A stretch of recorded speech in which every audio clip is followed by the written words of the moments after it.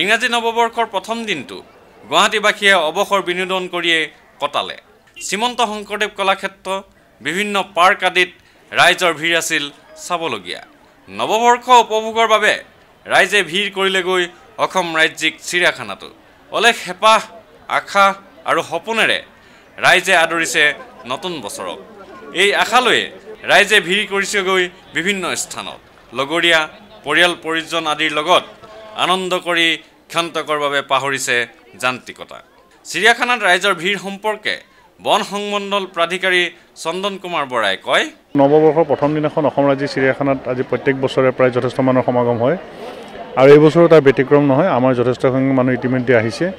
আমি যোৱা বছৰ আগৰ বছৰ প্ৰায় 22,000-ৰ পৰা 28,000 মানুহ এদিনত প্ৰথম দিনাখন ইয়াত ভিজিট কৰাৰ ৰেকৰ্ড আছে। আমি এইবছৰ তেনেকুৱা ধৰণৰ এটা সংখ্যা মানুহ আহিছে বুলি আশা কৰিছোঁ।